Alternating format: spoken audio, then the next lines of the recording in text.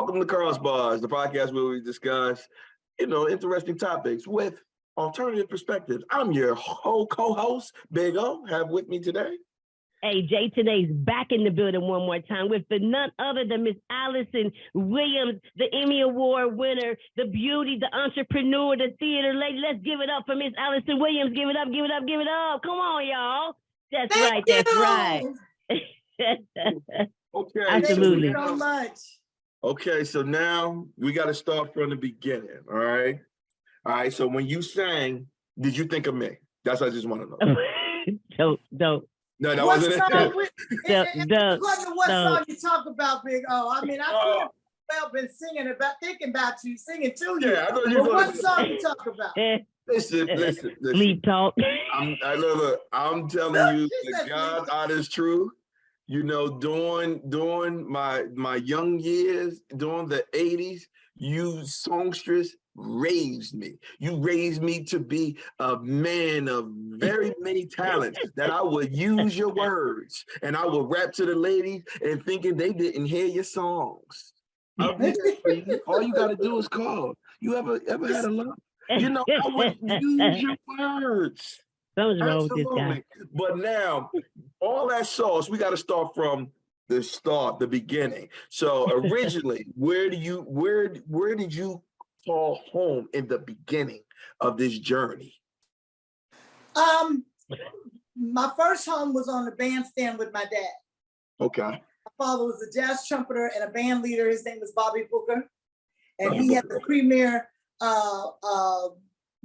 society band for all of the major events that you would think of for about 25 years. And that went from the 70s through the 80s before his transition. So I came up with jazz music. But then when I started getting into R&B and going out and gigging and doing my own thing, having been honed by these great jazz musicians that were a part of my father's organization, I ended up introducing myself to, like I said, I did a lot of studio work. Yeah. And I introduced myself to Kurtis Blow, and I became Kurtis's hook girl.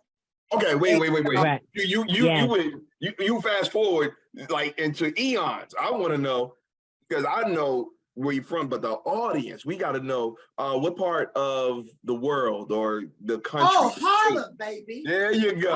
Harlem. You go Harlem, USA. Okay. All of this was happening in Harlem. All of this was happening in Harlem and the Bronx. Okay. So I was going to Harlem in the daytime and to the Fever at night.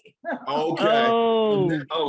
We got to talk a whole lot, because I got some interesting, because I want to know. So are you were you considered, because your father was a musician and a band leader during that time, were you a part of that Sugar Hill Society, or were you further into the Bronx as far as the people that you my dad's reach was Harlem, tri-state area and beyond, you know what I'm saying? Because they were working, entity. But when I started doing my thing at the age of 16, when because I was always with my dad, but he being a man who had been in the industry, it wasn't like he didn't support me and didn't want me to sing, but he wasn't in no hurry for me to get out there and be up in the clubs and performing this, because he knew that the wolves were out there and he didn't want to catch a case. But there was nothing he could really do to stop me, because I was destined. And I think after a while they realized this is not something she chose, this is something that chose her. She's supposed to be an artist and we can't stifle her. And that was my parents' decision. But when I always say, they said, well, when did you start? And I said, well, with my dance and theater and singing combined, it's probably started around like 4 years old. But by herself, putting on her clothes and going to the gig, 16. I got you. Okay. Getting her own paycheck, 16. And I said, right around that time, I started discovering my R&B route, because I had to learn a whole new repertoire of music. I had been singing from jazz, big band jazz music and the Ella Fitzgerald songbook and the Dinah Washington. That's what I have been coming up with. And so now I had to learn my first song that I learned to perform with a commercial band was Evelyn Champagne King, Shame. That was my first R&B song that I learned. And then I end up singing background on Love Come Down and what's the Oh, other? that's my jam. You sang background on Love Come I sang Down? background on Love Come Down. And what's the other one? Now I don't know if it's right. What's the other one? Love Come Down. And then she had another big hit. He gonna I can't think of it right now. But yeah, it's so funny to have such a 360-degree, you know, turnaround. But both that's amazing. That's amazing. Right, Kashish. Yeah, he's a great writer. Absolutely. Yeah. He's wrote for a lot. So, question. So, in Harlem, what type of schooling did you go? Did you go to the School of Arts or did you go to public school? You got me all twisted. I did an 8-year bid in Catholic school. Oh, so you was it? Oh, no. I was in the uniform. I was in the plaid with the little thin, the beanie. Oh, that just helped. That helped the discipline. That's all that did. That just helped listen. I did 8 years at All Saints Catholic School on 130th and Madison Avenue. Then I went to Sacred Heart of Mary in the Bronx and did a 3-year bid there, but I couldn't do 4 because I had to get out. So I matriculated and got out of high school in 3 years, but they tripped me up at the door. They gave me a scholarship. I ended up going to Marymount for college. I saw that. Yeah. So I'm just saying. Hey, back up. She said you finished high school in 3 years. Yeah, I couldn't take it no more. Oh, wow. So and plus I was working. I was a working musician by then. So I was like, let me out of here. I gotta pursue my thing. I gotta go. Yeah. So what about your mother? Was your mother, is she a singer, songwriter, musician? My mother was a singer, actress, and dancer in her back, in the day. And she gave up her career to raise her daughters, myself and my sister. And I think also more than that, she was just kind of dissuaded because my grandmother just was one of those people who didn't understand show business, and they looked down on show people because they thought they were the gypsies, tramps, and thieves of the village, And there are gypsies, tramps, and thieves all around us, but you don't got to be one of them. So, that's right. And that's what my mother instilled in me. So she never hindered me and said no, and you can't, and you just wind up in the wrong crowd, and you turn the drugs, and you dress wrong. She didn't give me that. She was like, this is what I'm teaching you. This is what I need you to do. And I've been doing it for over 40 years now. So that's great. I'm thankful to my parents for allowing me to spread my wings and what have you. But as I was saying, in Harlem, going to Catholic school, I had a whole nother situation because I hung with my dad so much, and they kept me off the street so much that I didn't really hang out like in my neighborhood with the kids. So of course I was bullied. I was bullied by those kids. Then when I got to school, I got bullied by the kids. Well, we all got bullied by the public school down the street. Because if there was a public school down the street from the Catholic school, you was getting bullied. Facts. You had the uniform. If you had to go any further than a block to the bus stop to get home, you was in for it. That's why you tried to take your tie off, open your collar, roll up your skirt, have a pair of sneakers. That's too funny. You have to have all of those things in your book bag just to get to and from home. Wow. Okay. A whole arsenal like that. So how did you resist disco? Because you came right in the heart of that, but you were singing some soul sultry music and background for Evelyn Champagne. Let me get you straight here, Big O. I did not miss disco. It was let me break it down to you like this. As we were going through that era, like I said, I was doing a lot of backgrounds for people like they may not remember him because he transitioned so young. Curtis Hairston.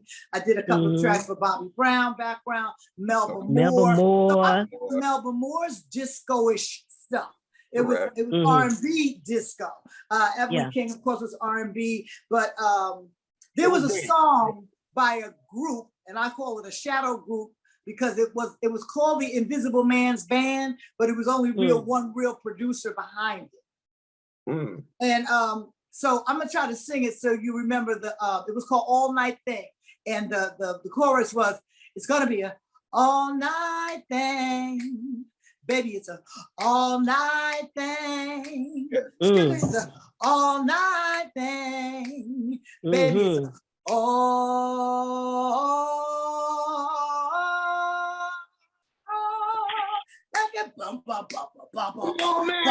Don't do you remember that song? If you That's hear great.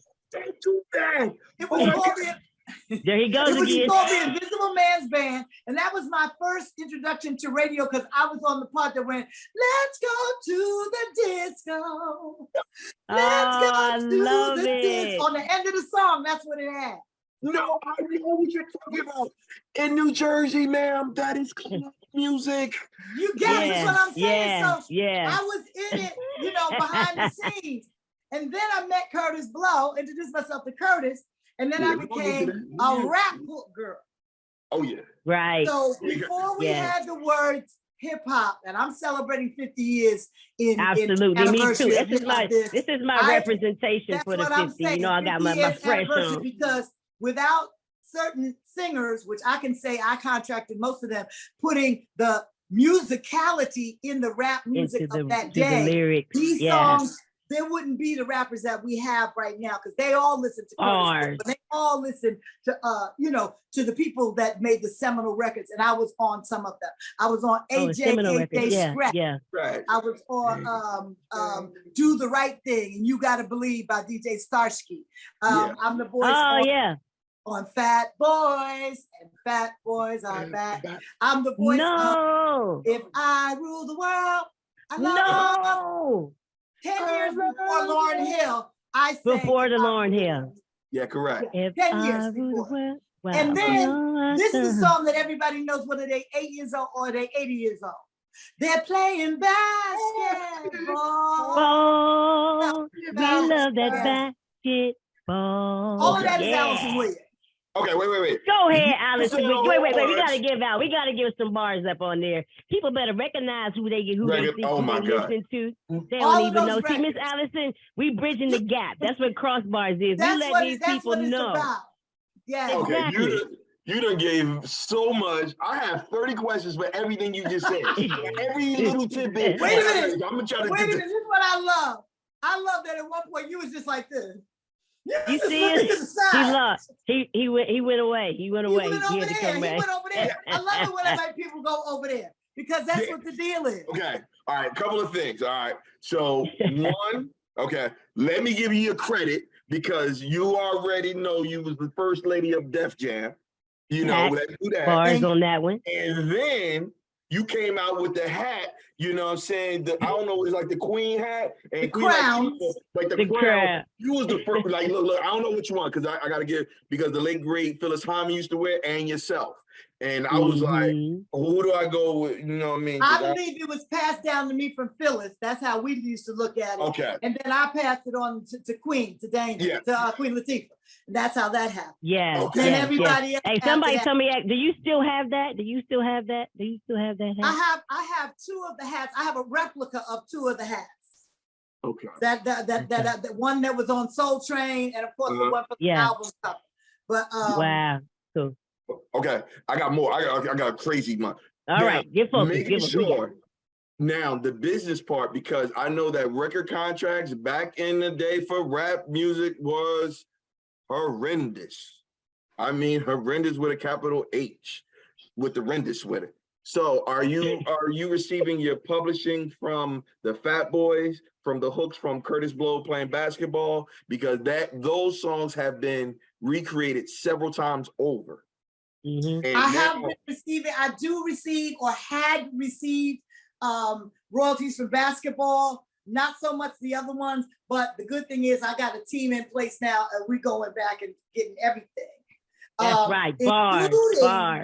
Including this, what people don't understand is that the gaming industry, the gaming industry. The gaming industry. 2K. One of my little nephews called one time, got on the phone with like a cousin, but her son calls me an auntie. And she said, hold on, baby.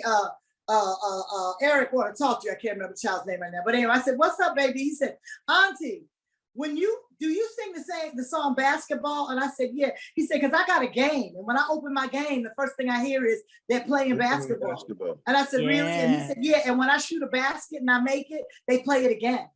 Yeah. So there's a game out there that we're fighting right now. Trying to, because they get paid for that. That's great. And they sold millions and hundreds of gazillions of them. And they have gold versions and anniversary versions of this game that they still continue to sell. And every time you open the game, my voice comes up. And every time you shoot a basket, my voice comes up. What problem do you have with that? Oh, there's lots of problems. And that's a lot of problems. That's what Snoop Dogg is talking about. It's kind of like the streaming now. They're like, how are we going to get paid for all of this stuff? You know, we helping you sell all these millions and billions and all of that, and then we're getting nothing off of that. So you're same thing with, you know, with the streaming is with the game. So yeah.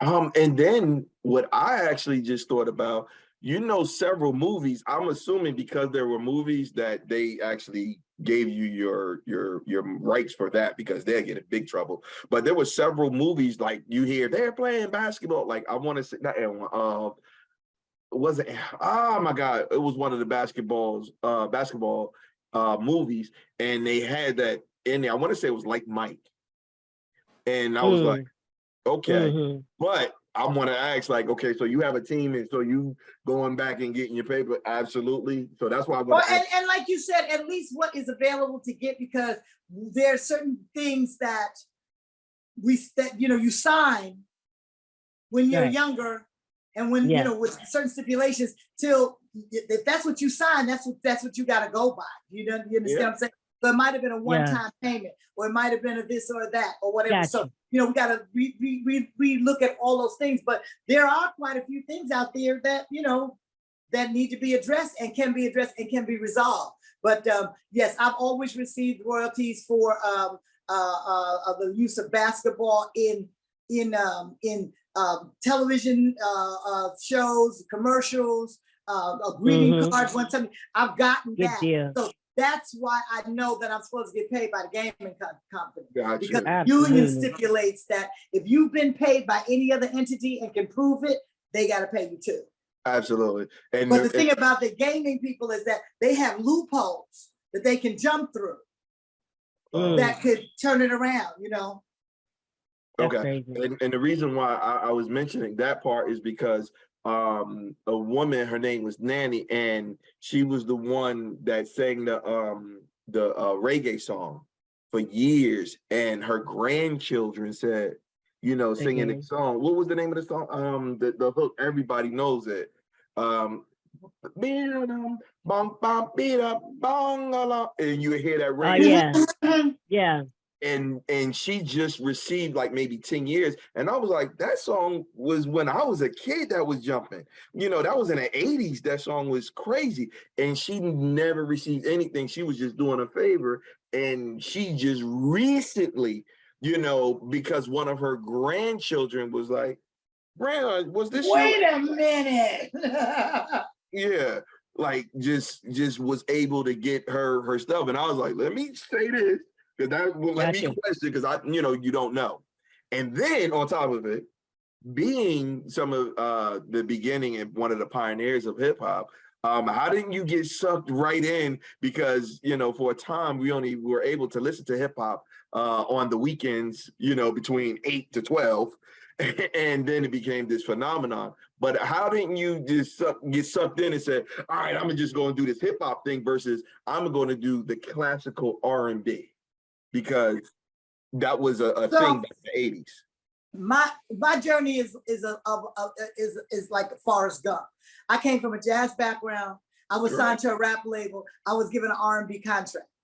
So picture that. Picture how that looks. So the R&B came because Russell, just as they had said, oh, this is just gonna be a fad. This will never last. And then they went. Yeah. And they had to say, come over here, young man, we want to have a meeting with you. He grew up just like many of us did, with good blue light, red light parties in the basement. Listening to good music, listening to the Motowns, listening to the Shaka Khans and the Gladys Knights, listening to, you know, great singers and with great tracks. And he wanted to recreate that. He wanted to find the new Ron from you know, the new everything, you know what I'm saying? He wanted that. Right. So he had Orange Juice Jones, he had Alyson Williams, he had Chuck Stanley, and he had Tayshaun Rashad, who was kind of like before Maxwell, before D'Angelo, kind of out, you know, raised by the Marvin Gaye kind of mystique, that kind of artist. And Chucky was the the classic R&B crooner. You know what I'm saying? That we have with our Blue Magics and our, you know, those, the Dells and all those great groups, and they had those great lead singers.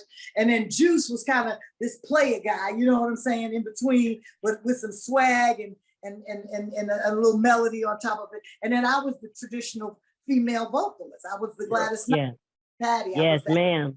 And then they said, well, what does Russell know about R&B music? And then they had to go, you know, then they turned around again because he delivered. He delivered 4 really great vocalists. Our R&B division, and this is what kills me, because when they talk about Def Jam, they always make it seem like it started with Public Enemy and LL and it ended with Jay-Z. Didn't. You know what I'm saying? That's not how it happened. And shout out to Montel Jordan and all of them, Moke and Step. They were the second wave. Wow, yeah. They were the second wave of a Def Jam R&B division after you know, the pie had been cut up and sold and pieces had been you know, distributed, but they still made a, you know, Russell was still at the seat and they still made a way with it. But they don't, sometimes they forget to talk about the people who laid the bricks that built the building. We the founding members, and we would sit right here with LL, with Public Enemy, with Houdini, with, you know, we were right there. That's insane. That's insane. We were right there. So what happened? Like what I know you got a question, but my thing is, like, you know, that music was so great during that era, the 80s, early 90s, and then it just like went away. Like, that didn't go away. This is what happened. I know it didn't go away. It's kind of like something overshadowed something, but those voices aren't the same anymore. What happened was, and just to finish the answer for Big O, the reason I didn't get swept up into I'm just gonna go hip hop is because I know that's never what I never was that. I never was that. You know what I'm saying? As I say, I came up with jazz. I went to Catholic school. I was a square. I've been a square my whole life. I done messed around in the street, but I've been a square the whole time. I had to leave early because if something go down, I gotta call my mama. It's gonna be over for all of us. It's gonna be over for all of us. So I knew that I was a more on a sophisticated or a more, you know, laid back crooner kind of girl. I just knew I got beat up by the other girls. I already, you know, I wasn't that. So that's why, and the whole time I was doing the R&B, it was only to get back to the jazz. I took that R&B contract as an opportunity because I knew it would get me out as quick as possible. But I always wanted to sing jazz, which we'll get to later because I finally got back to it. So at any rate, the music I don't think went away. It's that when this is where I sort of changed. Music was chugging along, doing its thing, and every era is going to have a change. And with that change comes things that some people are going to like and some people aren't. There were some people in our parents' you know, demographic in our parents' arena back in the day. And when they started seeing folks with big old afros and talk about having a fist up and he came Sly Stone and Jesus, what is a parliament and a funkadelic? They didn't know what was going on. It was like, Lord Jesus, where's Lou Rawls? Can you just where's Nancy Wilson and Aretha? Jesus. Right. Help him, Lord, help him. They didn't know what in Jesus' name is happening. But after a while, you know, if you can see some quality in what's going on, you can adapt to it. So what I think happened is that the quality started to diminish. And it came with technology, because technology now allowed you to make electronic music without a lot of knowledge of real music.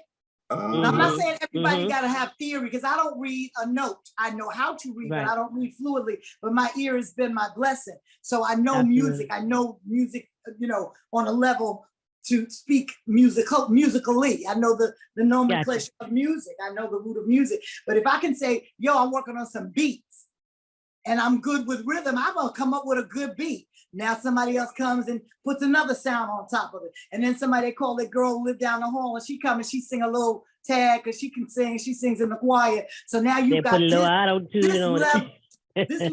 level of quality is now through technology being Photoshop, not Photoshop. What is it? What they do with voices? That's you know what I'm talking about.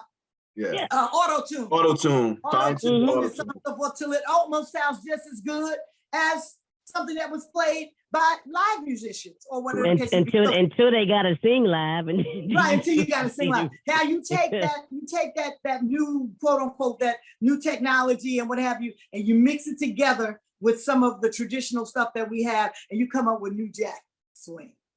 Yes. Yeah. Oh, and it was right at that point.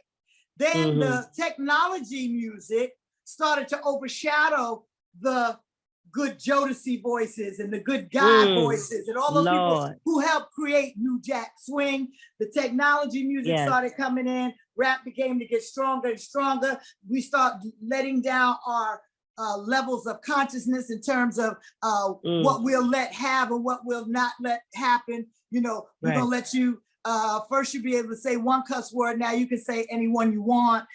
First you can have a short skirt, now you don't have to wear a skirt at all.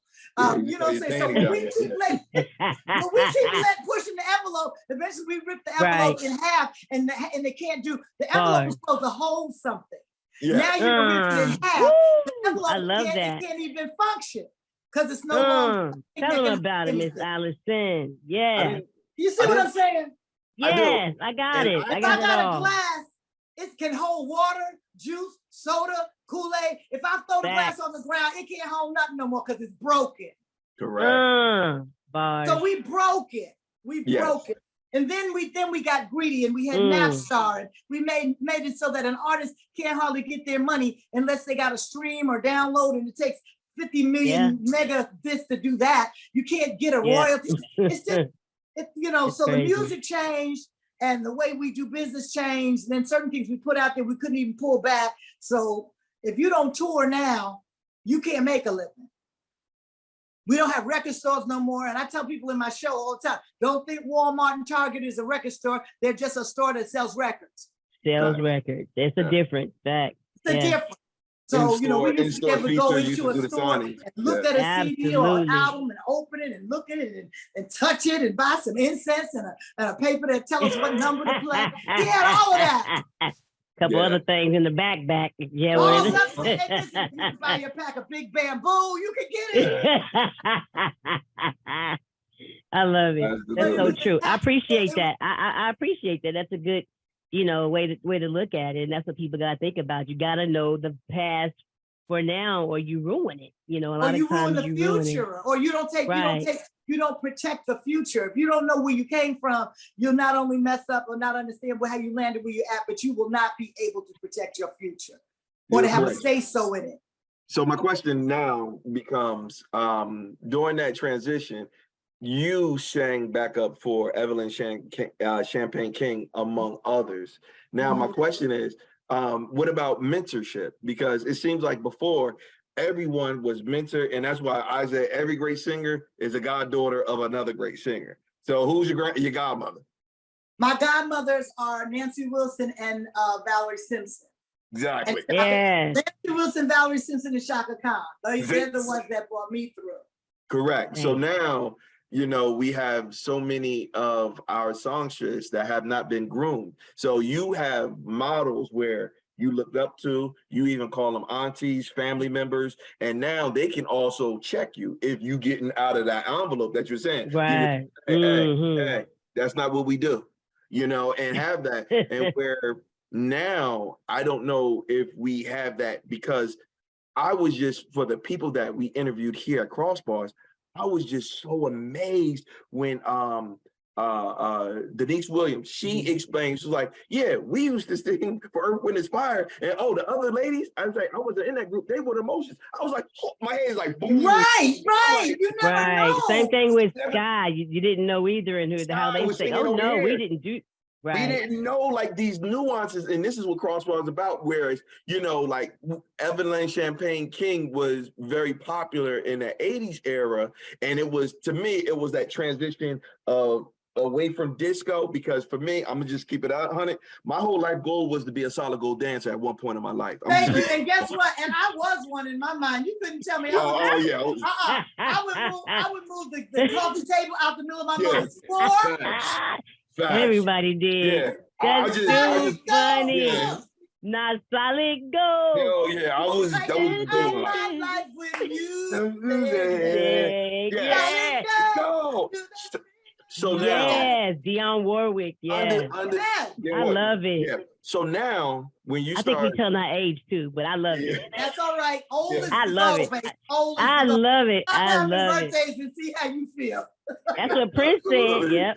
So now, when we look at the transition from you actually background thing, because that was the mold. It was like, okay, I remember Regina King, learning about her, and it was like, okay, she Regina Bell or Anita Baker, you know, Regina Bell, excuse me, background saying for Anita Baker. So now, how can we get to that level of mentorship where some of these young ladies, you see, they have no guidance, they don't have that mentorship, and how can we get back to that? Because I think that's where the quality, because there was a standard. So when you just mentioned those three women, there's a standard that you have. And I left out Phyllis Hyman, and she's such an intricate part of my life because I have a tribute show to Phyllis, but we'll get to that later. And like you said, how the music transitioned and what have you.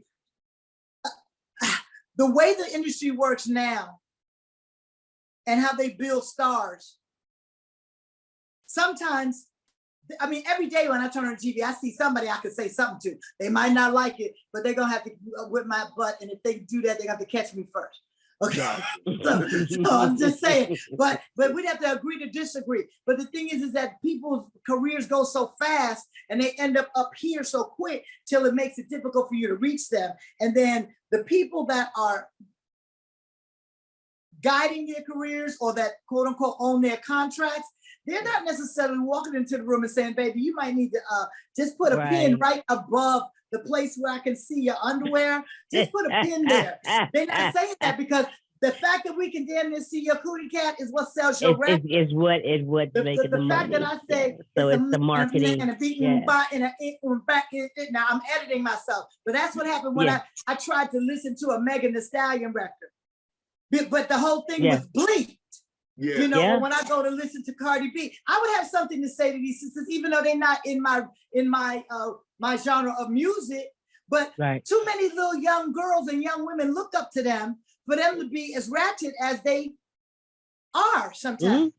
You understand what I'm saying? But all we ever see is the shiny part, the nails, the lashes, the baby hair, the wig, the this, and that's what they aspire to be because they're beautiful and shiny, and that's what you want to be like. And you forgot all the messages that they was coming with. And I'm not saying their messages are not a part of their truth, a part of their story, but you have to, Dr. Angelo taught me, she said, sometimes you have to have the courage to do it differently. Because you look at everything that's out here that's getting dollars and stacking coins, and you want that, and I'm gonna do it just like that. Because I could twerk, I know how to do that. I can drop it like it's hot. I could do that. You mean going like it's lukewarm, right? Sometimes you have to have the courage to say, I can get a coin and I can stack my dollars, but I'm gonna have to do it a different way. Because I don't think that really portrays what I want to put out there in the trueness of my life. There were artists. I'm just saying, how can I get to a Megan? They're not gonna let me. I remember I was working with an organization. I was an ambassador for a place called the Vocal Workout, and a Black woman who had the first organic and holistic approach to vocal training. And I was working with her, and we were trying to get to SZA because SZA was complaining. She was having problems, and we wanted her to come to the school, and we were going to fix her throat. And we couldn't get her people to call us back. But they could have. But she had a stylist on the road and a choreographer. I'm not saying that she didn't need a stylist and a choreographer and an entire glam squad. But what about those other things? Same thing happened with what's her name? She always used to sing with Nas, not Nas. Yeah, Nas. Lauryn Hill. Lauryn Hill? No. A. Marie? No. Her and Sierra look alike. Ashanti. Ashanti. Oh, Ashanti. Oh, okay. Helped to bring Ashanti up and helps her with her legal stuff, and it's part of her team. And I called him and I said, listen, Ashanti sounds like she could use some guidance vocally. I wasn't trying to style. I wasn't trying to do anything except if I can get in her space, she's gonna get something. She's gonna get the lesson. She's gonna get the pearls of wisdom. And he said, well, after her voice stretches out a little bit more, we're gonna get somebody to work with her. Now, not only did I never get the call, but how are you stretching her voice out? Correct. That's like saying we're gonna train her to be a fighter, a boxer, or maybe even a bodybuilder, but we're gonna do all the work at home first. Then we're gonna go to the gym. What is that? You gotta get her with a professional before you stretch her voice out and you stretch it out. If you want longevity with the voice, you better stretch it out and then broke the rubber band. What the heck? Yeah. But I mean, that's how people sometimes when you try to reach out to try to get with these artists, you get kickback and percussion. And I'm like, listen, I can't give you what I'm trying to give you if you ain't willing to open up your hand. And you gotta want it. You gotta want it too. So they gotta want it too. You gotta want it. I'm with you on that. So like I said, what I do now is I try to get it where I may not be able to reach a lot of the ones that are on top that need it most because they have the most exposure. But I do have, like, for instance, there's a young lady named CC Dash, and she's the niece of Sarah Dash, who was 1/3 of LaBelle. Okay. Patty LaBelle, and Sarah Dash's niece. Sarah, rest her soul, passed 2 years ago, and her niece is a singer and an actress. So I mentor her. I also have a couple of young men that that are up and coming in their journey, as singers and what have you like that, and even some rappers. If I could just give them the stories that I know because I was immersed in a rap world. As a singer, I was the first lady of Def Jam, but I didn't rap a note. I was a singer. I was their first female singer, and until Mocha Steph came along, the only one. So, but I have that because of being immersed in that world that I can give to somebody who, like I said, I'm not a rapper, but I can tell them about the game. Okay. Is that how the AWP came about? I'm sorry. I was just asking you, is that how your AWP came about? A woman's prerogative? Did you get that out of? Is that where that? AWP came about because I wanted to name a company. At one point, I got to the point where I wanted a brand, and I said AWP, Alyson Williams Productions. I always believe that if I put my name out front, then my name is out front. But I also know that business-wise, if something should go wrong by way of your own misstep or something, out in the world that comes out, they'll come after Alyson Williams. Correct. So, and I knew that it was smart to not, view Alyson Williams, and they can come after Alyson Williams and all that she represents, all her assets, all her whatever. Not to say that anything bad would happen, not to say that I would do anything creepy make something happen. But I said, let me just call it AWP. And then I said, well, what does that mean? And you always have heard the term, it's a woman's prerogative to change her mind. A woman's prerogative. I got you. That's where AWP came from, a woman's prerogative, because it's this woman's prerogative to do whatever she feels she want to do. Anything I put my mind to, I can make it happen. And underneath that umbrella is where I write songs, where I write plays, where I produce, where I have my mentorship programs, and anything that my book will be under AWP. It's my brand. It's the mother brand. And then I have a couple of other little smaller outshoots.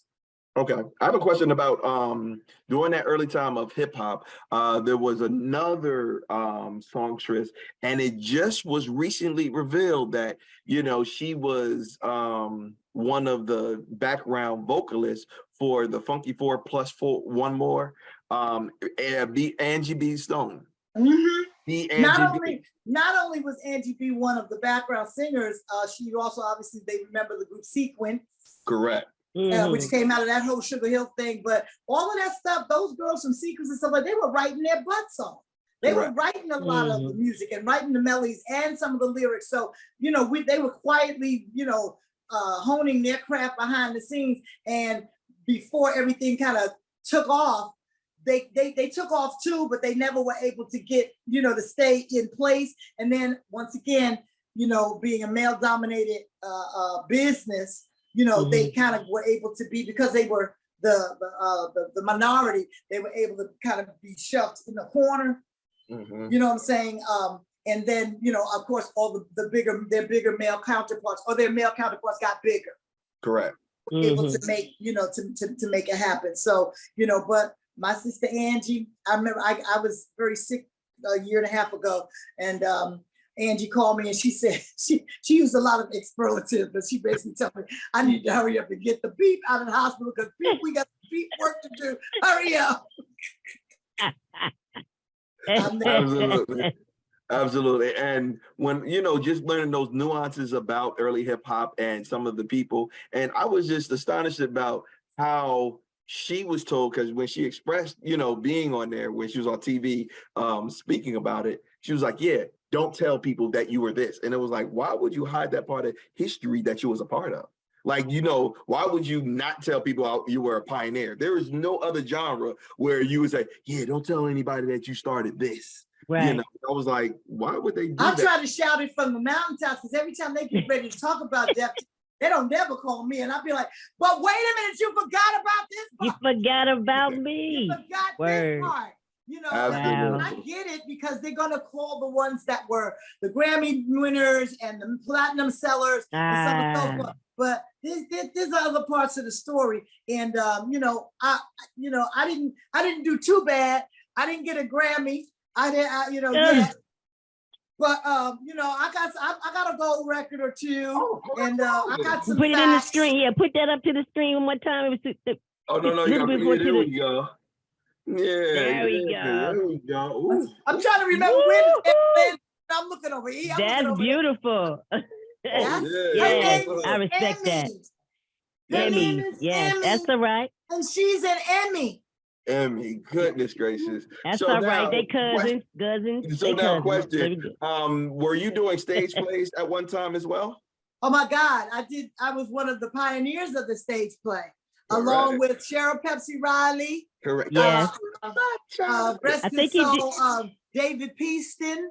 Oh yeah. Back there doing a lot of stage play. Thomas Miles, who we all know as nephew Tommy. Carl Payne. There was before Tyler came along and dubbed it urban theater and a lot of the other playwrights. I was with a gentleman by the name of Michael Matthews, who's the godfather of the gospel play. And he's the one that started taking them across the country and zigzagging the country back and forth with these wonderful plays that all started with Mama Something. Or Mama Oh Lord Sing. something. and thank God for Mama I Wanna Sing, who stayed over there on Fifth Avenue and Broadway, and because they fueled it. You could only go see Gospel at Colonna's, Y'all Too Short to Box with God, Black Nativity, and those were the only. And then of course we had Mama I Wanna Sing. They were seasonal. That you could see a Black gospel play really about the gospel of God and have a message and Black people doing the darn thing. But these stories about home life and youth and the troubles and the triumphs and the street and the whole bit. These came born out of Mike Matthews' wonderful mind. And he was hiring, like I said, he hired me, he hired Pepsi. One time we had Melba Moore out with us. What's her name? Not Ann Nesby, but the other, what is her name? Shirley Murdoch. We had all these wonderful people who started putting the Clark sisters in plays and all of these great gospel singers and stuff, Rance Allen and stuff. He was utilizing what people knew to be familiar to bring out the audience, and it worked. And it worked. Yeah. So he built that foundation of what we know right now, that as Tyler Perry, Madea and the whole bit. Enhanced. So I did several gospel plays, plays. I'm happy to say I've been on and off Broadway and traveled with these stage plays, but what a wonderful opportunity it was to watch our people come out and see theater on a certain level. That's what the thing was. It was great to be in a different city every week. We made real good money. We had a live band. It was really great. We were treated like stars, but to see us come out, finally there was something that would make us come out and see us on stage. Correct. And broaden our horizon. So the next time, once we left town, the next time something came to town, you know what I'm saying, that was a musical or a drama, we would be more apt to buy the ticket. To do it again, right. And go see something that normally we wouldn't go see. Absolutely.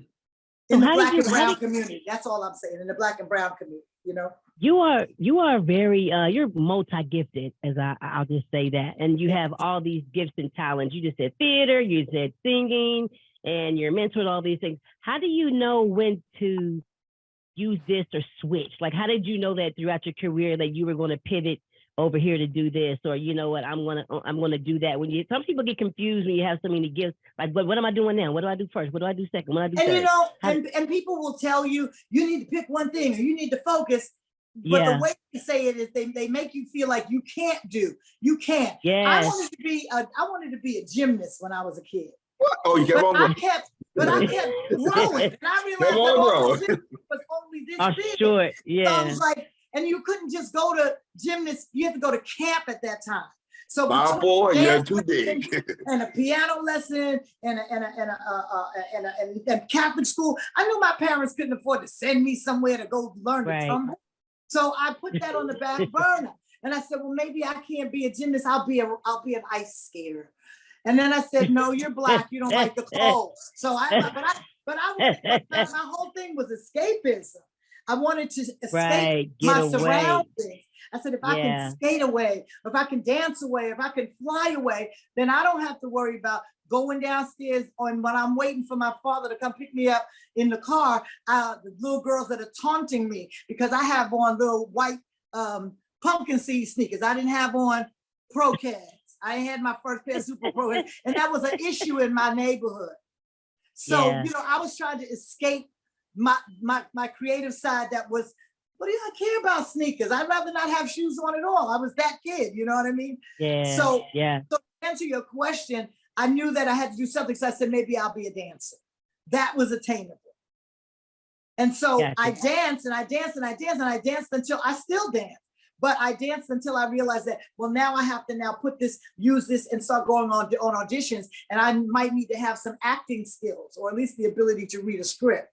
Then I realized after I could always sing. Now I realized there are different ways of singing. I don't have to be quiet anymore because I came up as a jazz singer. And when you're a kid and all your friends are singing the song to the Jackson 5 and the Silvers, and here you come with Ella Fitzgerald. They get ready to go, get out of here with that. So for a long time, I just didn't say nothing because I was like, this is not going to go well for me if I start. I love that.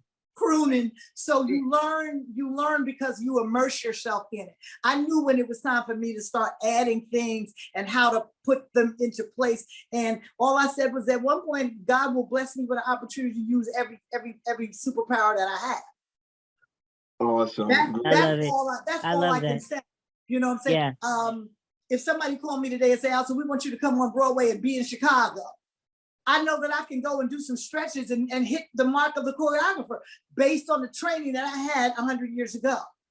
That is. You know, when I'm on stage by myself and don't have a budget for 2 female dancers and 2 male dancers, and I can still be entertaining because I have movement in my body.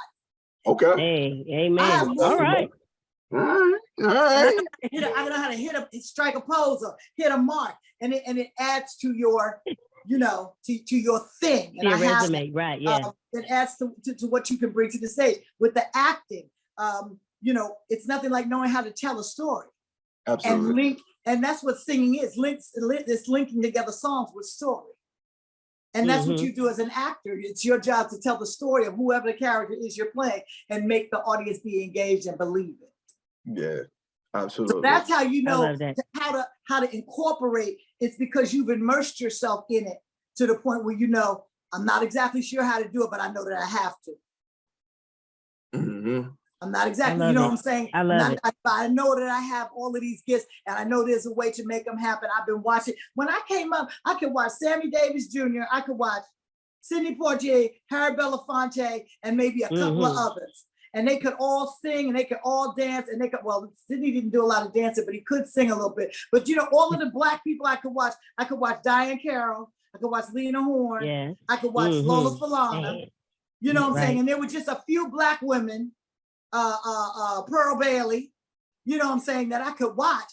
And I could see that they all could sing, could dance and act, and they were being the people who were guiding their careers were putting them in these places, putting them on Broadway, finding movie roles for them. So that's all I knew. I said, just keep doing it and keep showing everything you got. Eventually someone will give you a shot to do all the things you do. Pop open. Absolutely. That's the best way I can answer that question. Because it's That's great. Nah, that was perfect. That's perfect. Absolutely. That's perfect. So I have a question about touring and being on the road. So what was your most memorable tour? A person you opened up for? Who was that you was like, oh my God, I never want to come behind that person? Because they done tore the show down. What was some of your memories of touring and having, you know, stolen the spotlight, someone, you know, not wanting you on a tour because maybe you, you know. I can give you, okay, let's say my most memorable thing was the first time I got on a plane and went to Europe. Okay. When was that? I was so, because I just wanted to go and I thought I was never gonna get to go. And a lot of the women that I knew that were singing, it had become a thing where all the rock and roll bands had Black background singers. Yeah, true. The Sting had it, the Police had it, Mick Jagger, it was a thing. And so all the people that I knew, the girls that were just above me doing the session singers for Luther and all of them, and the girls that were leading Chic and stuff, they were in a different echelon and I was trying to get there. But I was friends with them and they would sit me down and say, Alyson, look, just keep your passport in order. Once you go, you'll never stop going. You're talented, somebody's gonna get you, and then you're gonna go on your own. And it did happen like that. I was just commenting to someone that actually happened. And so when I went, to me, you know, you grow up hearing stories of how over in Europe, they love artists, especially Black artists, in a whole different way, different level. I can tell you it's true.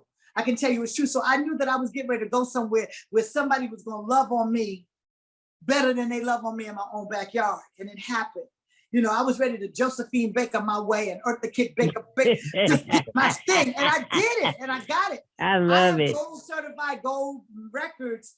I mean, I've experienced getting in cars where they were pushing the car. We were the Beatles. Yeah. You know, I remember being wrapped up in a rug and taken out the backstage door because that's the only way they could get me out. Cleopatra. Wow. Yeah, you know, I remember the president of Columbia leaning over and saying, me and Will Downing was on a different label, but we were there for a promo tour. And there was a big party and he leaned over and he said to me, he says, it's if they've all come to kiss your ring. You know what I'm saying? Because that's how big we were. We were like the royal family. You know, it was just an amazing time. And to have that kind of, you know, I remember going, there's a big show over there in the UK called Top of the Pops, and it still exists. And it was like the Ed Sullivan show with American Bandstand wrapped up into, you know, stadium, Soul Train. But it was all, anybody was coming to do this show, and the artists would perform. I remember taping on the same day as, what's the girl who did Band Around the World and I. Lisa Stansfield. Lisa Stansfield. Lisa Stansfield. Now, just to show you, Lisa Stansfield went on to be a big pop star, and I went on to become Alyson Williams, which is not a bad thing. But if you look at the numbers, you said that like no, you just said it like Alyson Williams low. Look, I'm saying I'm trying to paint a picture for you.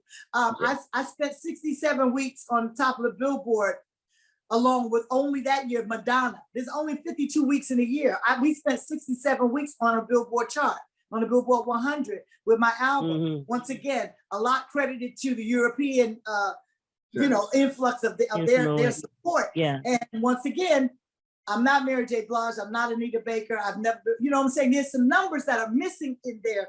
I know Alyson Williams is good. I'm good. I'm just saying, if you look at it, there's some disparity there. And so I went to go and tape the show. The point was, we were so big, Alyson Williams was so big over there, I couldn't leave London for like 6 months. I had to get an apartment. I had to live there because there was such a buzz. When I came back to the States, I had to go over and fight. We had to fight for me to get the Apollo, Showtime at the Apollo. We had to fight to get Soul Train. We had to fight to do it because, you know, when you put out a single, once that single is done, until your next single, you're done. Right. And so I would have lost the momentum of Just Call My Name. Yeah. Because I had to spend so much time in Europe because they were loving doubly on everything. The work was there, the interview was there, the socialite butterfly thing was there, the red carpets were there. I had to stay. Yeah. And when I came back to the States, we didn't have another single prep. I mean, we had another single, but it just wasn't ready to be rolled out. And Columbia and Sony were going to do it their way. Ride that so thing we out. had to fight to be able to get, you know, here I am. Please don't move on without me. Please don't move on. Let me sing Just Call My Name live on TV. Let me sing Just Call My Name so that the people will have gotten it and we could get our real momentum. So I loved going to Europe. That was the first time that I went there, and I like it happened just like that. I never went back. I never stopped going back. As a matter of fact, it really, before I went as an Alyson Williams entity, there was a group in the 80s called High Fashion. There were three groups on Capitol. It was High Fashion, the BB&Q band, Brooklyn Brass Group, and a group called Change with Luther Vandross. And they were all produced by the same producer. I was one of the singers along with Melissa Morgan in this group, High Fashion. Right, Our single was Do Me Feeling Baby, Like an Amen. I can feel this since my time, and I think that I can. Y'all was singing on that too. Oh yeah. Y'all was singing. So when we did the second album, we recorded it in Italy. And when I came back from Italy, I had what they call at that time an open ticket. And I went to France, and I stayed in France for X amount of months. And I had some friends that were working over there doing a play called Your Arms Too Short, the Boss of God. And I gypsied my way into my own show, and that's another story. But like I said, the first time I went to Europe, European stuff just started happening. I love that. In terms of my favorite times on stage were when I was on stage with Nancy Wilson, who would call me up out of nowhere anytime I was in the audience.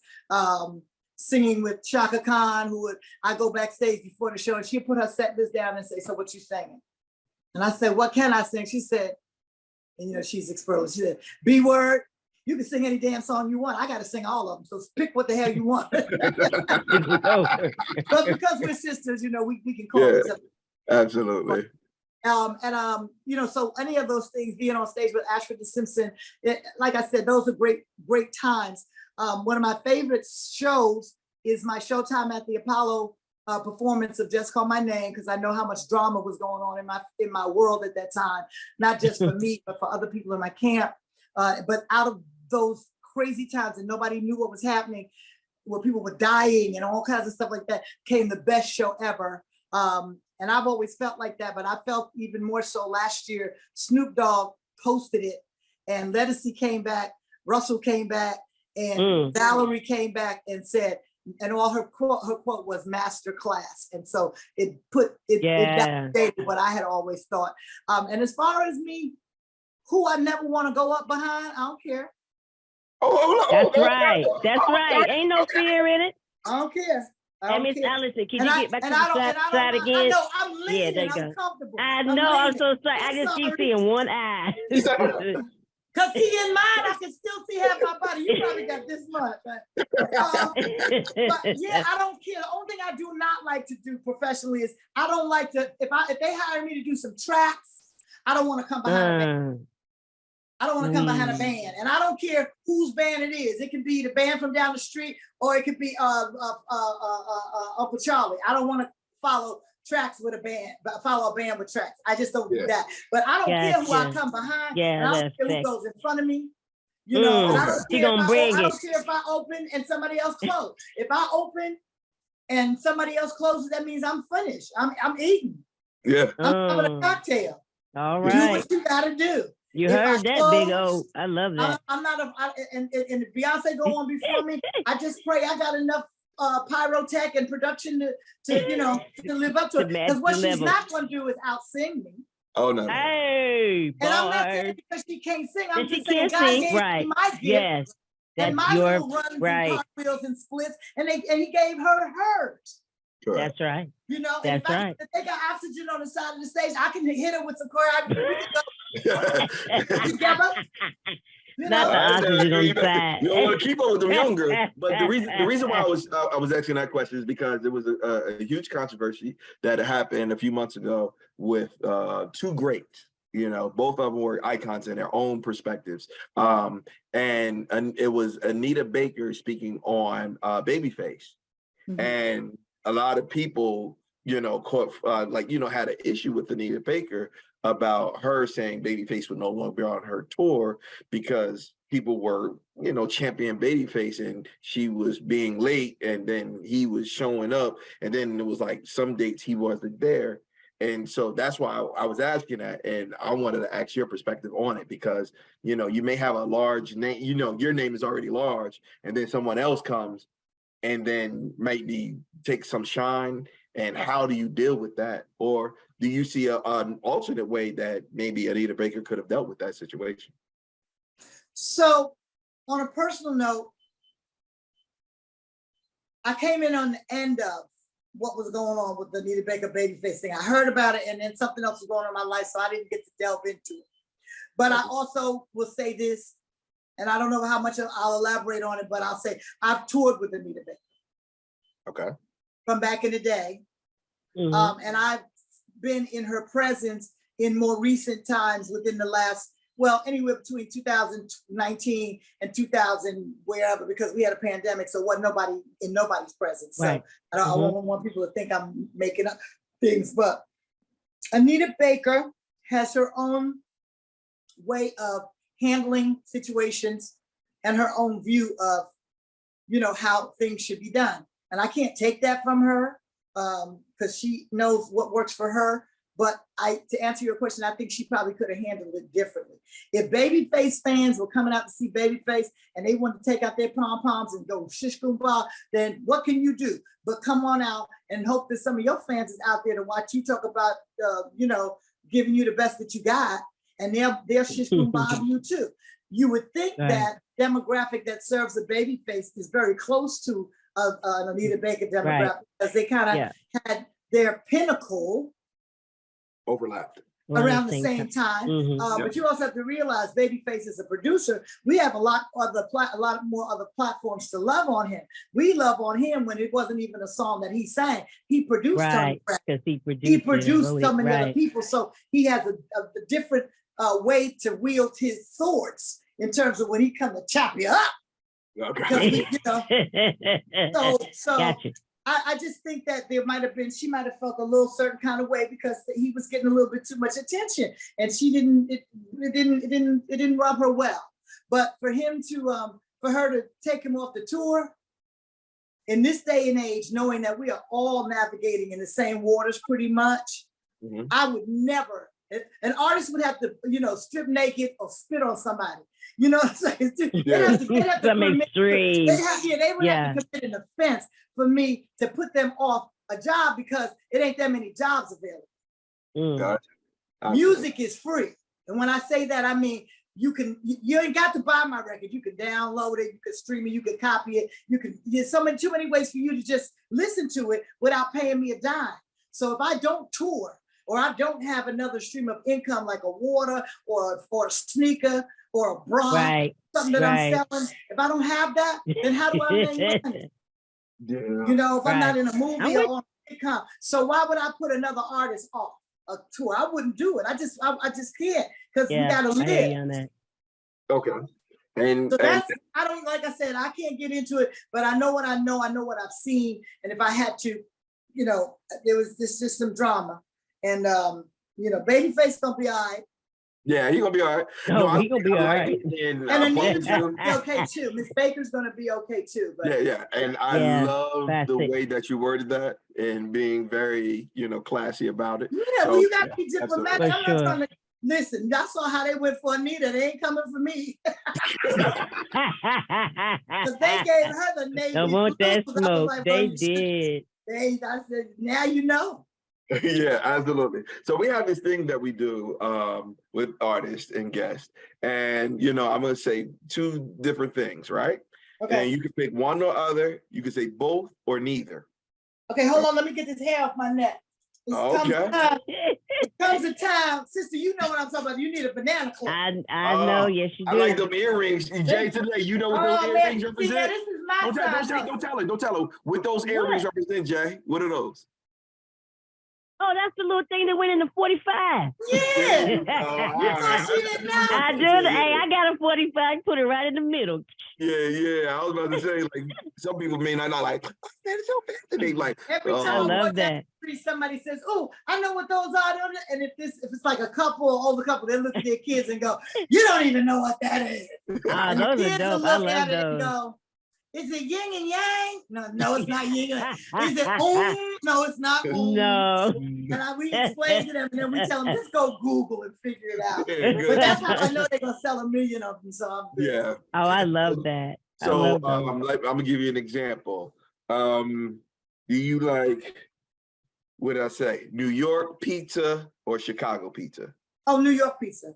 Okay, so this so one of the other, I like Chicago pizza, but New York. Gotcha. All right, cool. All right, so let's do something that's always controversial. LeBron or Michael Jordan? Say that again?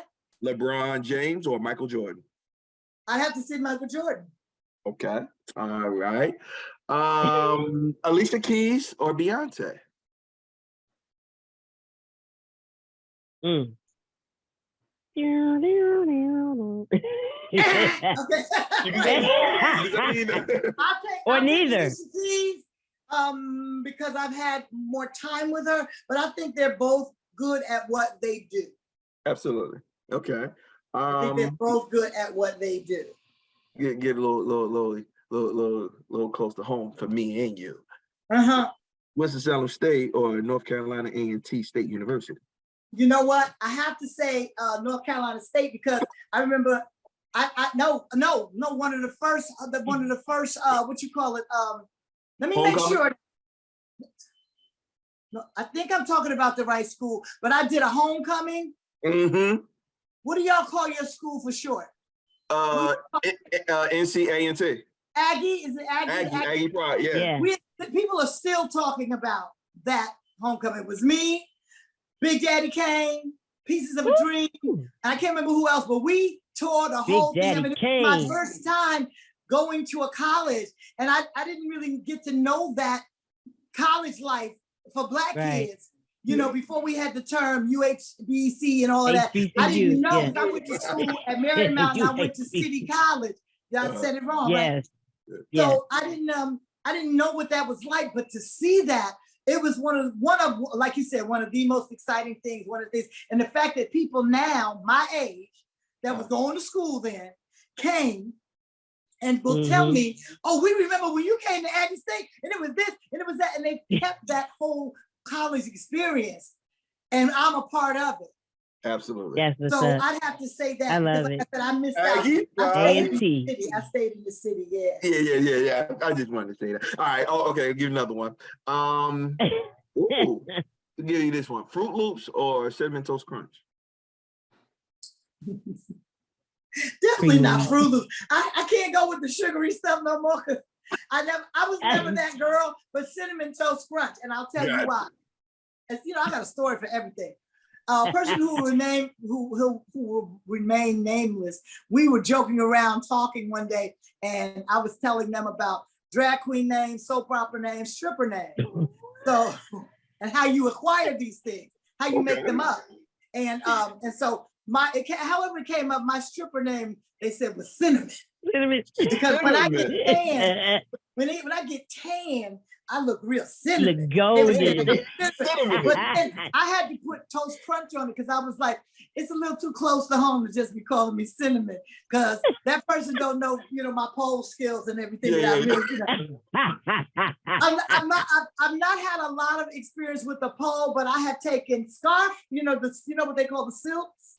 Yes. When you climb up on the silks. Yes. I have gone into that realm. Wow. And that takes incredible strength. Yeah, and that's why I had to stop because I know I needed some other work before I could go back. That's advanced, really advanced. And the same thing with the pole. The place that had the scarf lessons had pole lessons, so I had to take a couple. Oh yeah, that pole ain't no joke. You gotta have some. Do tell. It's athleticism on a whole nother level. I just wish it didn't have so many other connotations, and negative things that go along with it in terms of the industry. Right. You know what I'm saying? It's an exercise thing now. But I know in Atlanta they got a pole class. You can go to the pole class.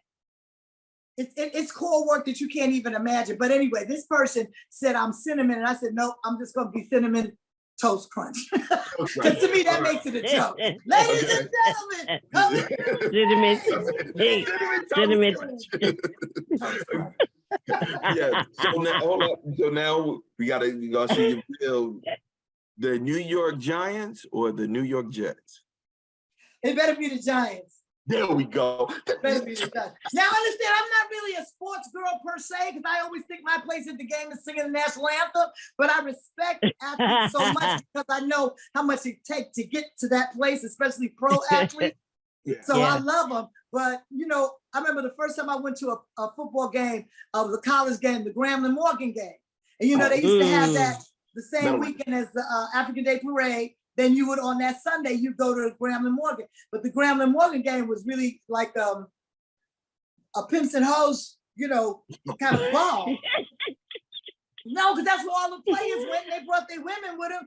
People would be dressed in suits, and women had on heels, and they had coolers, and in the coolers they had splits and Moet. It was the Grambling-Morgan game was a Harlem thing you don't even know. So when I went, you know, we had our Moets and stuff, and we was hanging out with my girlfriend, and we were waiting. Everybody really just walks around talking about, yo, man, what's going on? And then they wait for the halftime. They wait for the for the for the band. Yeah. For the band. That's what the whole thing is. We were sitting up in the bleachers, painting our nails, waiting for the halftime, drinking Moet. So I'll let you know how I feel about sports. Goodness gracious, that's great. All right. But it have to be that, you know, for football, I've only seen 3 games. I saw the Chicago people play. I saw that game at Grambling-Morgan. Who's the Chicago people. Bears. Yeah, Chicago Bears. I'm loving it. Chicago people. That's what they Chicago people. Chicago people. We're gonna bring caption up. You know, we're gonna take the caption. I was just talking about the day she was on the pole. Like, you're gonna break these things up just nice. You're gonna have this is gonna be splashed on there. Oh man, that's hold on, wait. Okay, all right. So now look, get to some more music. All right. In your ear. Okay. Sly and the Family Stone or Parliament Funkadelic. Parliament Funkadelic. Bum, bum, bum, bum. All right. Okay. All right, now look. You know what I love about your questions? Every question you ask me, I have another 10-minute story that goes. Yes, let's hear it. Let's hear it. We are alike. Okay. Here we go. Don't let him lie to you. My relationship to P-Funk is of this, and this is all gonna be in the book. My mother and father had one best friend in common. Her name was Clara Daniels. Clara's family lived in Detroit. Her cousin was a woman named Tanae Carlton. And in the summertime, when they had their family reunion in Detroit, we would go. 1 year it'd be in New York, 1 year it'd be in Detroit. Right. Tanae's kids and the kids that lived down there, they were all musicians.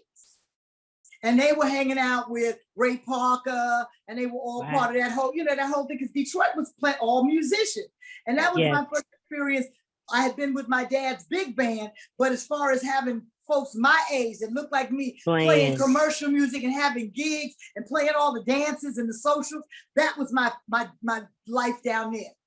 The older kids, and not so much even older, but the other ones who had gone just a couple of years older because they were out of high school, they were playing with Parliament Funkadelic organization. So they were the band for the Brides of Funkenstein and Parlette.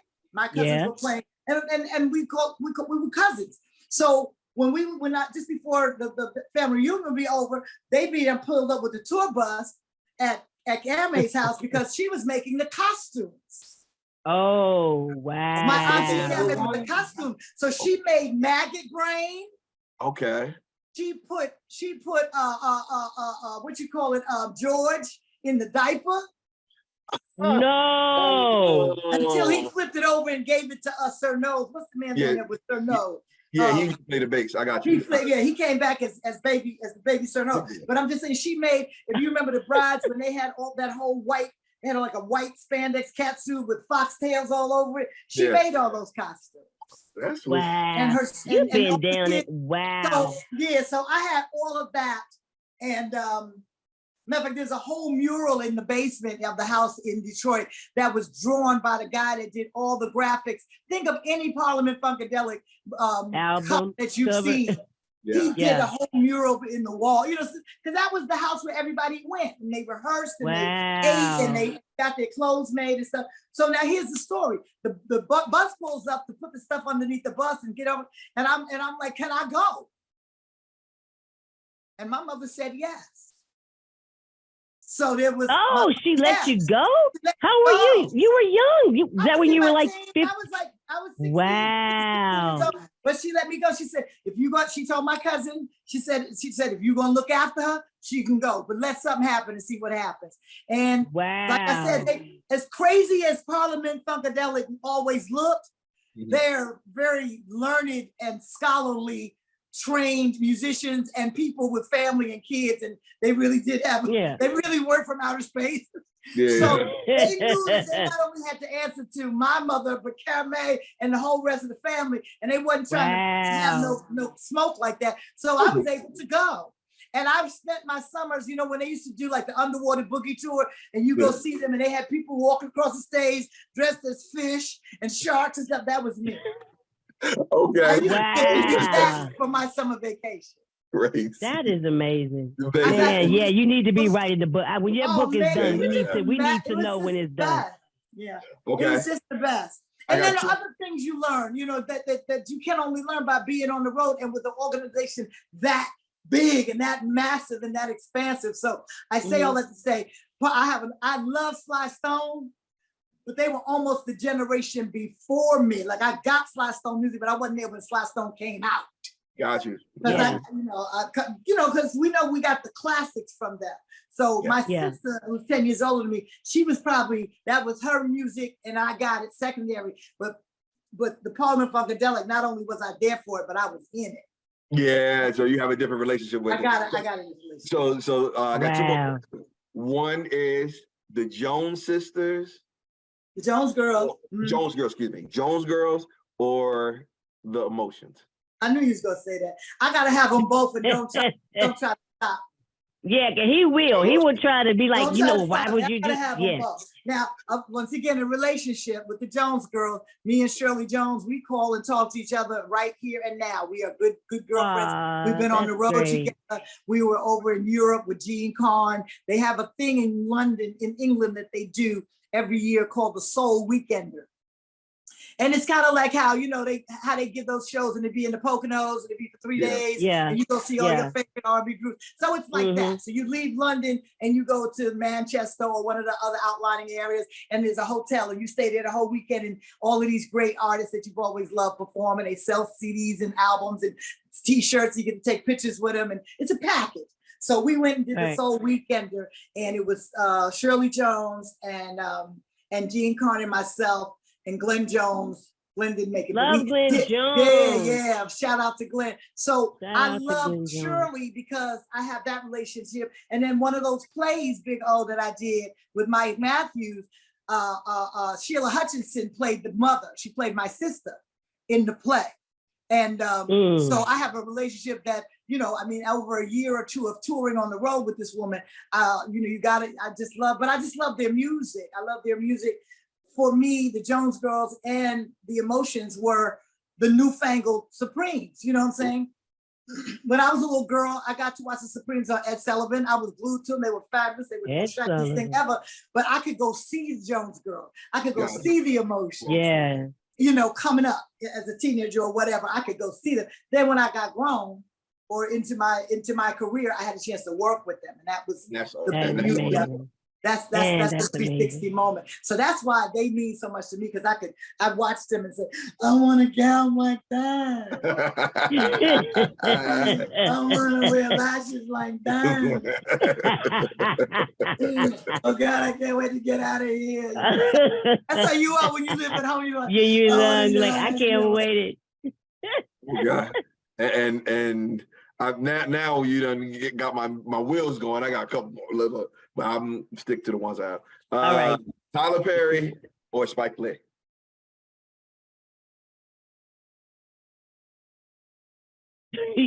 Yeah. I got a story. In terms of what he has done and what he will continue to do, Tyler Perry, because I just think it's wonderful to see him in the position that he's in. Okay. Yeah. His movies, for the most part, I like. Madea is who Madea is. Yeah. But I like the movies, right? So don't get me wrong. Some of them, like this Jazz Man's Blues. Yeah. It was okay. It was okay. Right. I wouldn't go and try to poke holes in it, but it just was okay for me. And I have the ability and the right to say that. Right. Okay. Yeah. But now The Family That Prays is one of my favorite movies. Yeah, Diary of a Mad Black Woman. I love that. You know, so different things. Now the TV stuff makes me a little itchy sometimes. Gotcha. You know, Yeah. I don't. I agree with you. I get tired of the pitch of Mr. Brown's voice. You know what I'm saying? Meet the Browns. Gotcha. But now the Pains. I got so many friends in the Pains, and I know that when he first put that out as his first sitcom, they changed their life. You know what I'm saying? It changed their life. So I gotta love that. And I was okay with the House of Pain. I was there. Now, what's the other ones? The Sisters. Yeah, I can't do any of this. Those. I'm sorry, that's my day. Why? Answer me this question. I've got a question for y'all. Why does it take in the Tyler Perry television show? Why does it take them so long to get out of the room once they say goodbye? That was my thing. It's too much like extra talking. I'm like, that scene didn't really have to be that long. Right. I'm leaving. And then you say, I agree. Well, why are you leaving? Girl, because I just have to go. I'm going.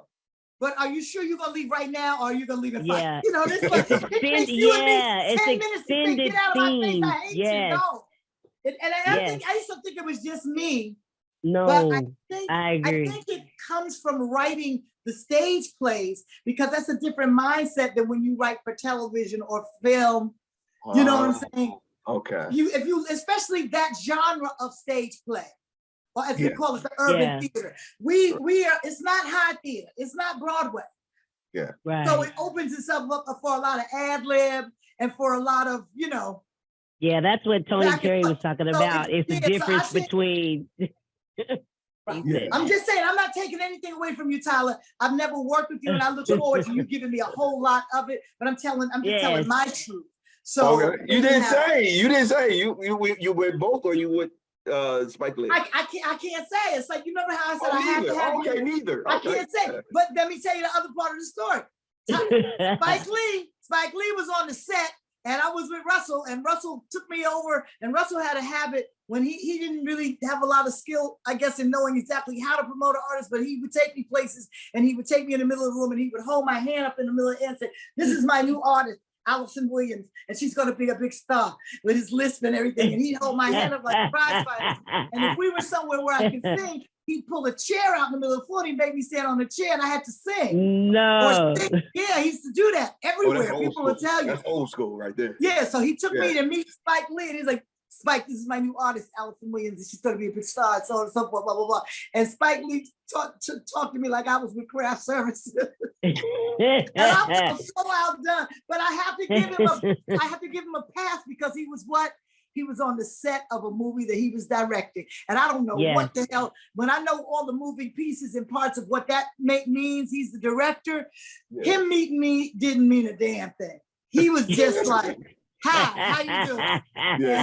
He looked at me and then looked at me. He looked at me like he expected to see my name on the clipboard. What is your verb? What are you getting ready to go do and why aren't what are you doing? What? What's your verb? So I'll never forget how funny. I felt so deflated because I had a hit record and the biggest piece of pudding.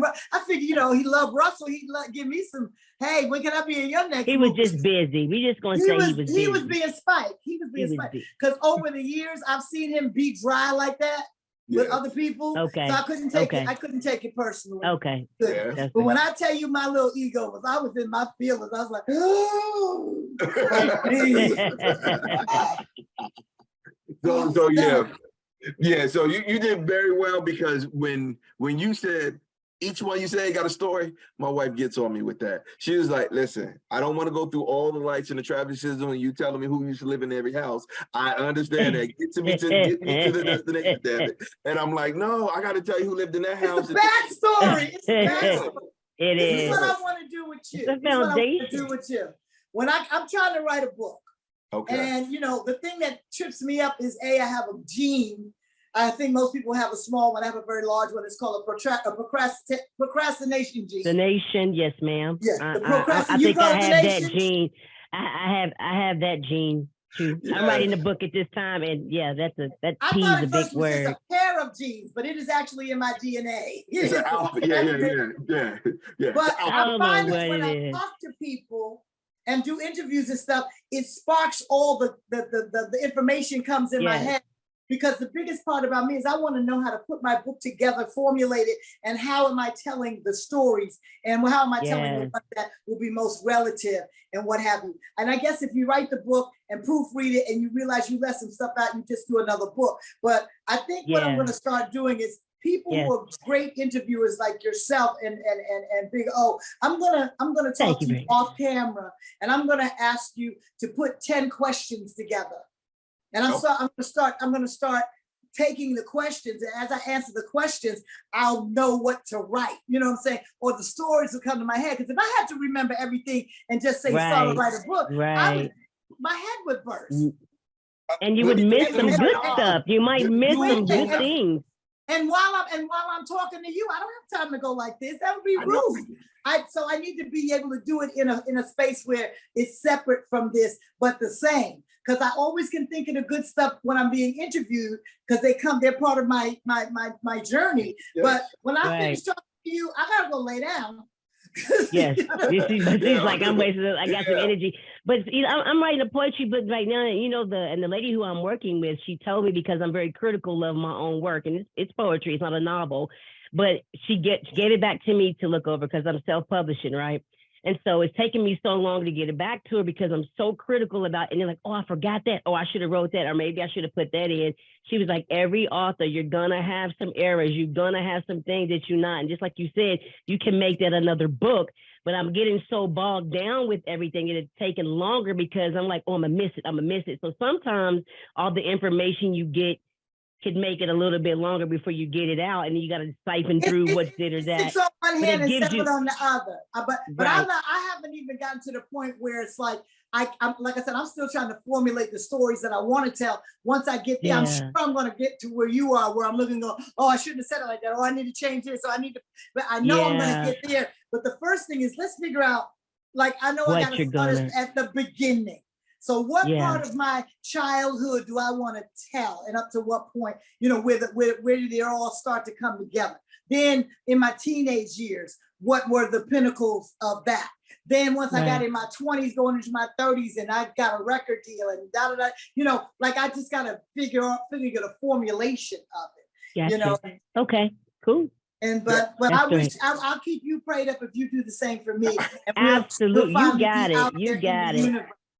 You got it. And I know Big O will write me some questions, won't you? Y'all write me some questions. He got a brain. He got a big head that's full of information. So he's got a lot of questions for you. I love a man that can go like that. I'm sitting here, and when you said it, I promise you, I reached out last year, I think it was. Yeah, I reached out to Dave Chappelle people because I listened to Denise Williams tell stories, the untold stories that she just had. And I was like, and now just you with just the wealth. And I'm like, all right, listen, I don't know how to do it, but your stories, like I even have the name, Diva Chronicles. Like that should be its own section, and y'all should be able, like Charlie, because I thought it like Charlie Murphy, like how he told the stories about Prince that Rick James, that nobody knew until Dave Chappelle put. And I got those kind of stories, and that's why. Okay, now watch this. These women said, Stevie Wonder had me in the car, and he was driving. I said, he was driving. What like hell? You had Stevie Wonder in the car. Yeah, we were bugging out. He's like, but I'm like, no, like. These stories need to be preserved. They need to be told. And for me, I'm like, I love the comedic sense of Dave Chappelle, how he portrayed Prince. And even Prince had the fourth wall to actually take it. And he made Dave Chappelle his album cover. Right. And it was like, oh, you want to joke on me? Now joke's on you. And I was like, it was just like, you returning kind, like touche. And it was funny for everybody. And there was no losers in that. And I think that Like you songstress from that era, because think about the 80s. The 80s had a culmination of so much. If you said 2000, 2010s and now to 2020s, you'll say, what style did they have? I sit here and be like, I don't know. But you could distinctly say 70s had a style, 80s had a style. But this is the deal. This is the deal, and I always say it too. It's not that they didn't have something going between 2000, whatever you said, and right now. It's that it all looked alike. It looked like the same. It was cookie cutter. Right. Cookie cutter. It was like, you know, you can't. It became bandwagon. Record labels began to say, "Oh, they got a such and such. We want a so and so. We want to create a this. They got this. We're gonna make our own over here." Sometimes it would hit, sometimes it would miss. But that's what happened. Is everybody became cookie cutter. Everybody started sounding alike. Everybody started sounding. You know, every group sounded alike. Look how many groups we had to look at between the 70s and 80s.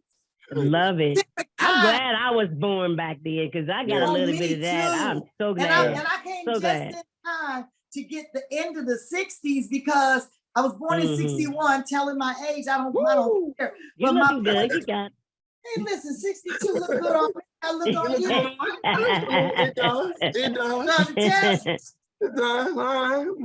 Everything's still sitting. So anyway, looking like a whole smack over there.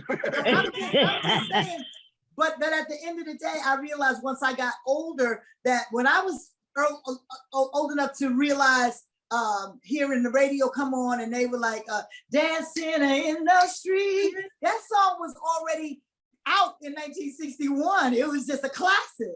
Wow. But by the time I was 5 years old and was listening to the radio and understanding that I like certain music, Martha Reeves and the Vandellas, the Supremes and all of them, they were already stars when I was just a baby. So I'm glad I came around where I could still get that music as kind of halfway fresh, but going on through. Then the 70s, I was full and present, a teenager. Then the 80s, I was making the music. And then the 90s and the 2000s, I was, I'm part of the Black history that is did we talk about the 50th year anniversary of hip hop? Yeah, we talked about that. No, we didn't. Let's talk more about that. We did. I was trying to we did. We can't go back. No, we didn't. He likes to talk. He likes to talk. Right, that's how we got back. I wanted to talk about diversity, the diversity of the different styles and stuff like that we were talking about. And I was saying how I was telling you earlier how even having an R&B contract and being signed to a rap label, I was always trying to get back to my jazz roots. And so in about 2017, I started recording a couple of songs that were brought to me they were particularly jazz songs, like songs that like a Carmen McRae kind of feel or a Nancy Wilson feel with real big Quincy Jones, Nelson Riddle kind of, orchestration. I got to do it. And then COVID came along and we weren't able to finish the project. But nonetheless, we did some soft launch things and we put the music out. The project will be finished. It's called Summer Nights in Harlem. Singles are Summer Nights in Harlem and The Romance of You. So people can go to YouTube and see it and what have you, but we're gonna go ahead and, or listen to it rather, and finish the project and then re-release it at a certain time. But I say all that because that was the first time in a long time that I had a chance to do the music that I grew up listening to. I love it. If I had been a person who was brought up in the church like so many of my peers, eventually everybody likes to go back and do some gospel music because that's what resonates in them. So for me, so I finally got a chance to do that. And like I said, COVID did the horror that it did to everybody. And it stole the time and it stole the capital to get things done. But it also tried to steal me.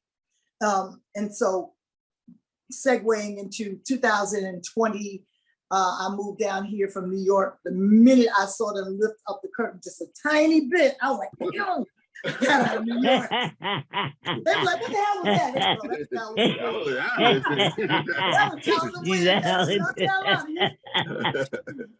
I swear to God, it was like I was gone.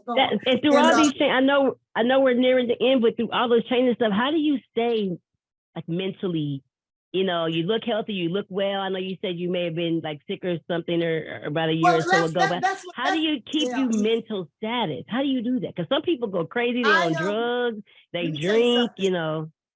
I found out that I have to stay focused and faithful and continually talk to myself and talk to God. Don't be afraid to get it off your chest. I've tried everything else. I know what don't work. I know that if I continue to do the same thing and expect a different outcome, then I must be crazy. You know, I know what's right from wrong, and sometimes it's not easy, but if I keep my spiritual together, and that's one of the things that's been cathartic about me moving here. I look up and I wake up to birds. I wake up to trees and squirrels and the occasional deer, and that gives me joy.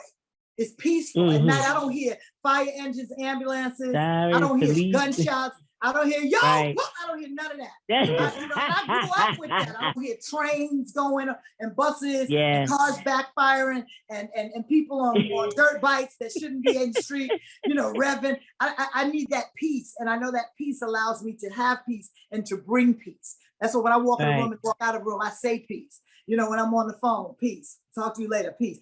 I'm about peace. So that's how I keep it together. I meditate.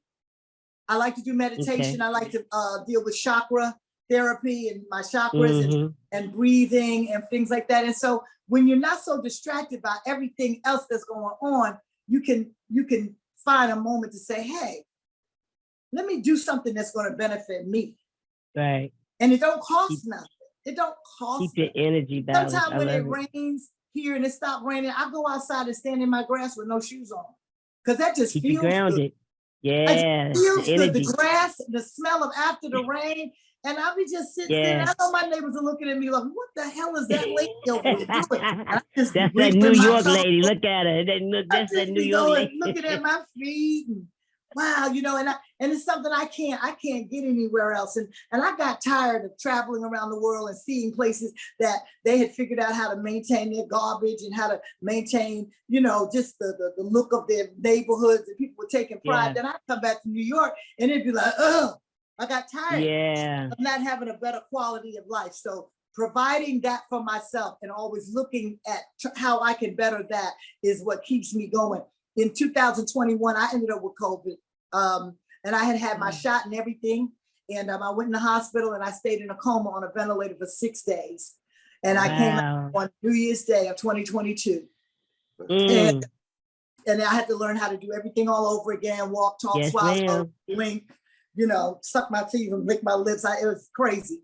And I'm just thankful that God restored me. And that's another thing that gives me focus and clarity and how I keep it together, because I almost wasn't here. And when you go into a thing where you almost wasn't here, you get to come back fully and maybe even better.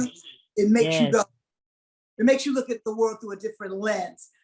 Right after I got sick, before I got sick in the pandemic, I did some recording. Two projects I did was the Najee project called Savoir Faire, and the project that I got the Emmy for, which I'll tell you about before we close out. But when I got better, Najee called me and he said, listen, we're finally going to be able to release this CD in 2022.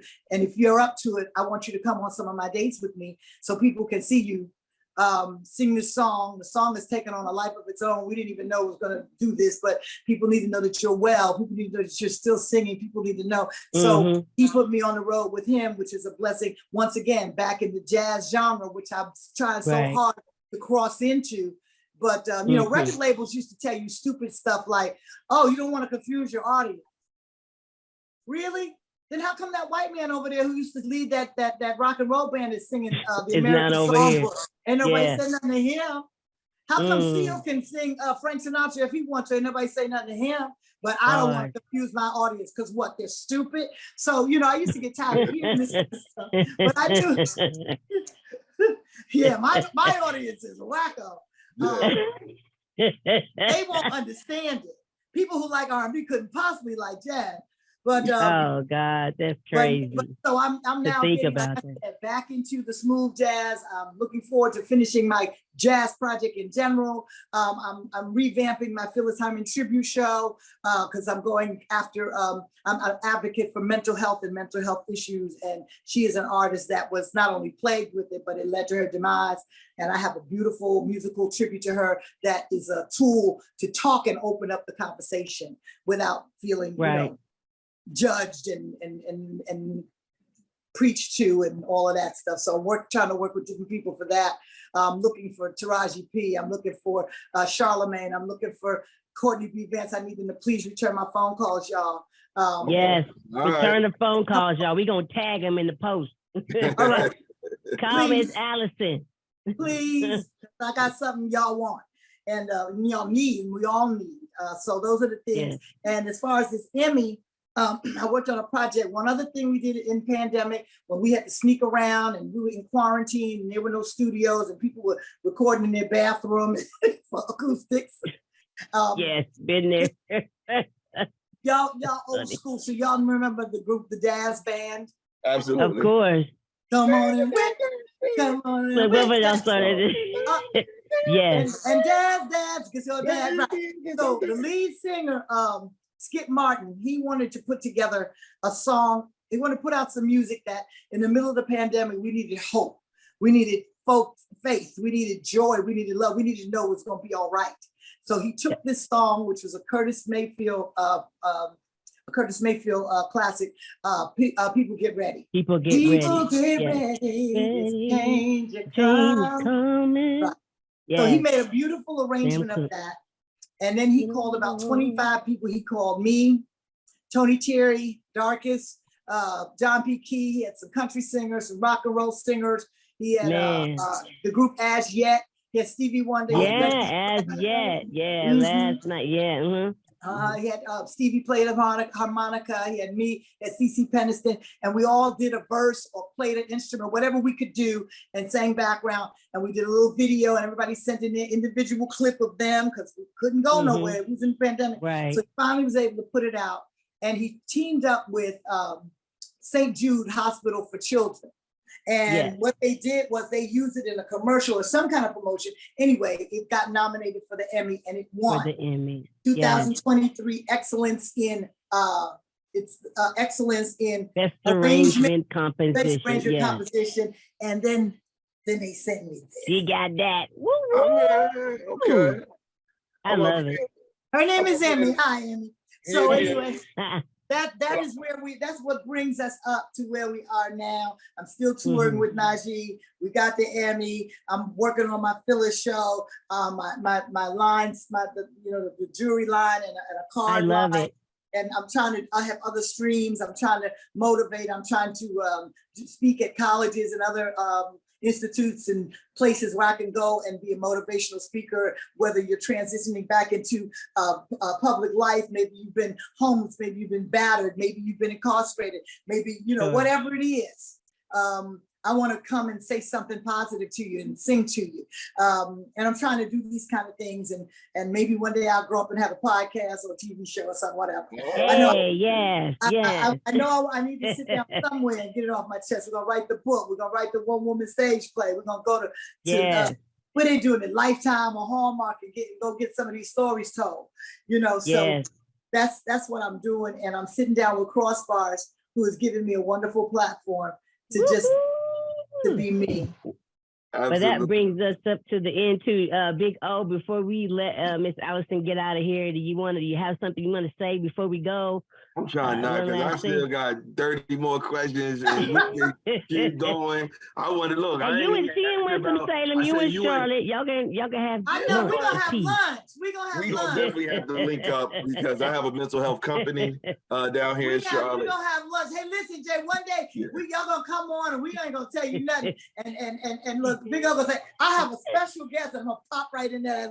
I'll be mad. That's right. West Virginia is not far from here, though. We're like 4 hours away. I'm about 4 hours away. That's an easy drive. What's the city you're in? I'm in Charleston, West Virginia. Okay, all right, okay, yeah, because my people are from Norfolk, Gloucester area. And that's Virginia. Virginia, I'm in West yeah. Virginia. Yeah, I know. I'm near like Kentucky, Ohio. Right. Yeah. I know. Yeah. It's so funny because whenever I travel to that part of the world, I'm like, how did Virginia get so close to Kentucky? And how did Kentucky People get still so be close? like, you live by the beach. I'm like, no, we don't have no beaches. We just got rivers and You know, the thing streams is, and if lakes. you've never looked at a map, a real live map, you don't understand how the borders, how close they are. And then there you used start to be realizing, one. It used to be one. it used to be and one, they right? split. But I'm just saying, Yeah. it makes you think how, how it must have been when we had to run from border to border to try to get up to where we was. That's how they got there. But you really got to look at it. You got to go, damn, I had no idea.